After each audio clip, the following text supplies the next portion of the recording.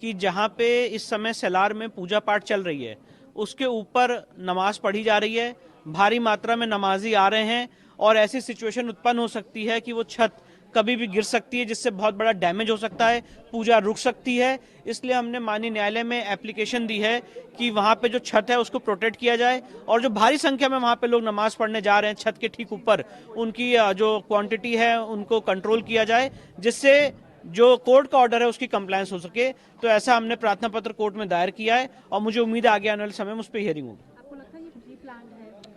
देखिए, जैसे जब से माननीय डिस्ट्रिक्ट जज का ऑर्डर आया 31 जनवरी का और इलाहाबाद हाईकोर्ट का भी फैसला आ चुका है उस ऑर्डर को अपहोल्ड करते हुए, तो एक प्लानिंग और एक षड्यंत्र चल रहा है कि कैसे भी करके वहां पे पूजा रोकी जा सके और उसके लिए कोर्ट के बाहर के जो हटकंडे हैं उसको भी अपनाया जा रहा है। इसलिए हमने कोर्ट में मामला लाए लीगली रिसर्च के साथ और कोर्ट में पिटीशन फाइल की है कि किस तरह से वहां पे छत गिराने का प्रयास किया जा रहा है। इसलिए जो जिला एडमिनिस्ट्रेशन है उसको डायरेक्ट किया जाए कि उसको रोके कि वहां पे छत ना गिर सके और साथ ही साथ जो पूजा पाठ चल रही है कोर्ट के ऑर्डर के कंप्लायंस में वो निर्विघ्न रूप से चलती रहे।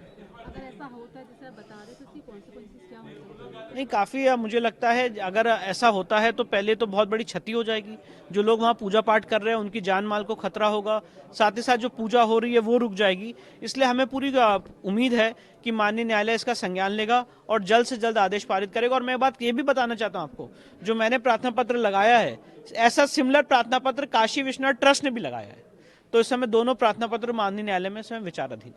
सुरक्षा नहीं किया जा रहा है।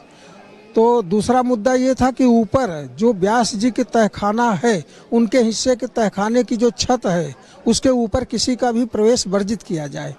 इसका उदाहरण पिछले दिनों देखा गया कि अचानक जो है भारी भरकम भीड़ आ गई पूजा शुरू होने के बाद नमाज पढ़ने के नाम पर। अब इतनी भीड़ को वह छत बर्दाश्त करने लायक नहीं है।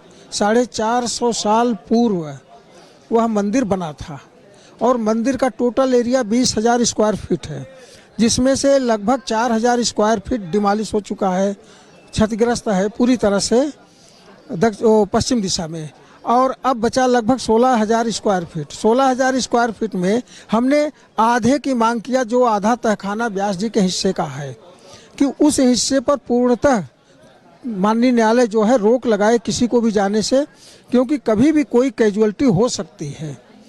और अंदर से जो छत ध्वस्त है, क्षतिग्रस्त है, उसमें पटिया भी जगह जगह दरक गई है, भारी भरकम बोल्डर हैं, किसी भी समय टूट के गिर सकते हैं, उसके हिस्से गिरेंगे, कोई और पार्ट गिरेगा तो उससे बहुत बड़ी कैजुअलिटी हो सकती है।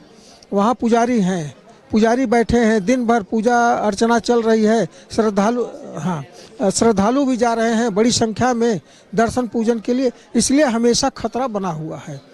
तो माननीय न्यायालय से आग्रह किया गया कि आप संज्ञान में लें और इसको तुरंत जो है वो करें।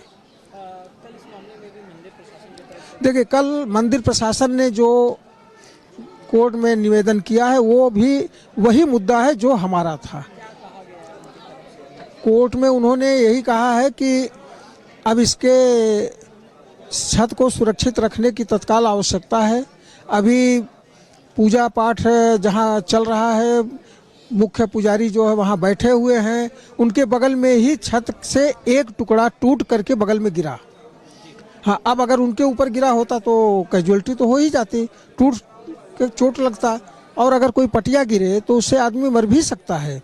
तो निवेदन उन्होंने भी वही किया है कोर्ट से। अब इसके तत्काल रिपेयर की आवश्यकता है, तत्काल छत पर रोक लगाने की ज़रूरत है।